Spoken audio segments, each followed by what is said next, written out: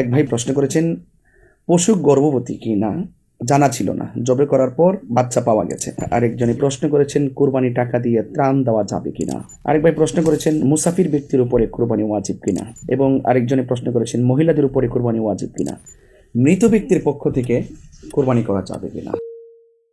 আসসালামু আলাইকুম ওয়া রাহমাতুল্লাহি ওয়া বারাকাতুহু। নাহমাদুহু ওয়া নুসাল্লি আলা রাসূলিল কারীম, আম্মা বাদ। আউযু বিল্লাহি মিনাশ শাইতানির রাজীম। বিসমিল্লাহির রহমানির রহিম। কুল ইন্না সলাতি ওয়া নুসুকি ওয়া মাহইয়ায়া ওয়া মামাতি লিল্লাহি রাব্বিল আলামিন। সাদাকাল্লাহুল আলিয়্যুল আযীম ওয়া সাদাকা রাসূলুহুন নাবিয়্যুল হাবিবুল কারীম। সুপ্রিয় দেশ এবং প্রবাসে যারা রয়েছেন, আসছে আগামী 7 জুন পবিত্র ঈদুল আজহা। জিলহজ মাসের 10, 11, 12 এই 3 দিন মুসলমানদের উপরে, যাদের উপরে যারা নেশাব পরিমাণ মালের মালিক, তাদের উপরে কোরবানি ওয়াজিব। প্রথম দিন কোরবানি করা উত্তম, তারপরে দ্বিতীয় দিন, তারপরে তৃতীয় দিন। সেই আসন্ন কোরবানি ঈদকে ঘিরে আমাদের কাছে কিছু প্রশ্ন এসেছে। সেই প্রশ্নগুলো আপনাদের সামনে, প্রশ্নের উত্তরগুলো দেওয়ার জন্য আজকে মূলত আমি উপস্থিত হয়েছি। এক ভাই প্রশ্ন করেছেন, কোরবানি টাকা দিয়ে ত্রাণ দেওয়া যাবে কিনা।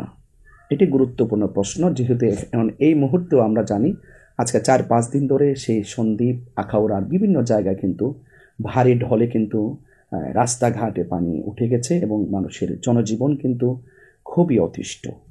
তো সেই দৃষ্টিকোণ থেকে অনেক মানবিক যোদ্ধারা আছেন, তারা মনে মনে ভাবছেন যে এবছর কোরবানি দিলে যে টাকাটা খরচ হতো, সেই টাকাটা সেই দুর্যোগ এবং বন্যায় কবলিত যে ক্ষতিগ্রস্ত মানুষ আছে তাদেরকে সেই কোরবানির টাকা দেওয়াটা জায়েজ আছে কিনা। আমি এই ব্যাপারে পরিষ্কার বলতে চাই, যেহেতু কোরবানিটা আপনার উপরে ওয়াজিব, সেই জন্য আপনাকে ওয়াজিব রক্ষা করতে হবে। আপনি কোরবানি না দিয়ে এইদিকে ওয়াজিব তরফ করে যদি কাউকে বন্যায় কবলিত মানুষকে যদি আপনি টাকা দান করে দেন, তাহলে সেটা কিন্তু হবে না।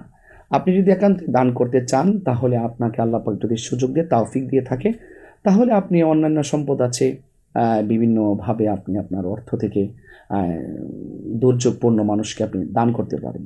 তো সুতরাং কোরবানি বাদ দিয়ে আপনি দান করবেন, সেটা সুযোগ নেই। কোরবানি দিতে হবে, তৌফিক অনুযায়ী আপনি সেখানে দানও করতে পারেন। আরেক ভাই প্রশ্ন করেছেন, মুসাফির ব্যক্তির উপরে কোরবানি ওয়াজিব কিনা। না, মুসাফির ব্যক্তির উপরে কোরবানি ওয়াজিব নয়। এবং আরেকজনে প্রশ্ন করেছেন, মহিলাদের উপরে কোরবানি ওয়াজিব কিনা। হ্যাঁ, এটা একটু গুরুত্বপূর্ণ প্রশ্ন। আমরা অনেকে কিন্তু মা বোনরা যারা রয়েছেন তাদের পক্ষ থেকে কিন্তু কোরবানি দেওয়ার সহসায় কিন্তু আমরা খুব বেশি লক্ষ্য করি না। একটি কথা মনে রাখবেন, নেশাব পরিমাণ মালের মালিক যে হবে, হোক পুরুষ কিংবা মহিলা, অবশ্যই তাকে কোরবানি দিতে হবে। আমার মা বোনদেরকে বলবো, যেই সম্পত্তি আল্লাহ পাক যদি আপনাকে সেই সম্পদের মালিক বানায়, নেশাব পরিমাণ মালিক যদি আপনি হন, নেশাব পরিমাণ মালের মালিক হলে আপনার উপর কিন্তু কোরবানি দেওয়াটা ওয়াজিব। বিগত দিন হয়তো অনেকে বুঝেন নাই যে আপনারা কোরবানি করতে পারেন নাই, কোরবানি দেন নাই, অথবা কেউ আপনাদেরকে এই মেসেজটা দেয় নাই। আপনারা হয়তো বা সেই কোরবানি দেওয়া থেকে বঞ্চিত ছিলেন বা বিরত ছিলেন। আপনারা বিগত দিনের জন্য আল্লাহর কাছে তওবা করুন। তবে আপনি যদি নেশাব পরিমাণ মালের মালিক হন, তাহলে অবশ্যই মহিলাদের উপরও কিন্তু কোরবানি দেওয়াটা ওয়াজিব। আরেকজনে প্রশ্ন করেছেন, পশু গর্ভবতী কি না জানা ছিল না, জবে করার পর বাচ্চা পাওয়া গেছে। হ্যাঁ, এটিও একটি গুরুত্বপূর্ণ। অনেকেই গরু কোরবানি করার জন্য পশু ক্রয় করেন, কিন্তু কেউ কেউ হয়তো বা জানেন না যে পেটের ভিতরে বাচ্চা আছে কিনা।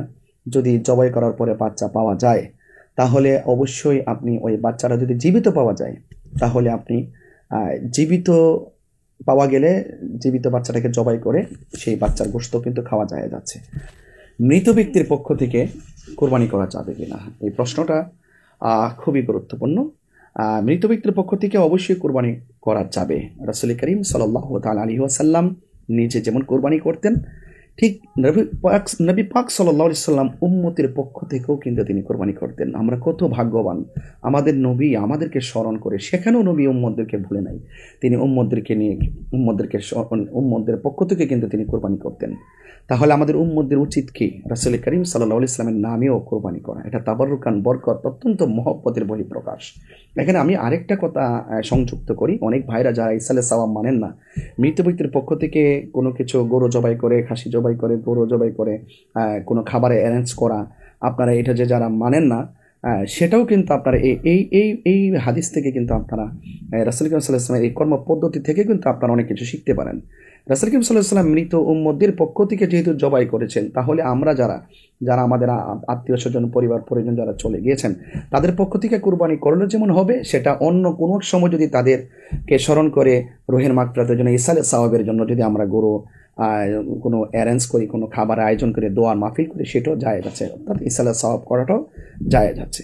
তো আশা করি আপনারা আজকের এই কথাগুলো বুঝতে পেরেছেন। যারা প্রশ্নগুলো করেছেন, আমি অবশ্যই তারা আশা করি আপনাদের এই প্রশ্ন করার ভিত্তিতে যারা শুনেছেন তারা কিছুটা হলেও উপকৃত হয়েছেন। সবাই ভালো থাকবেন এবং কোরবানি একমাত্র আল্লাহর জন্যই করবেন।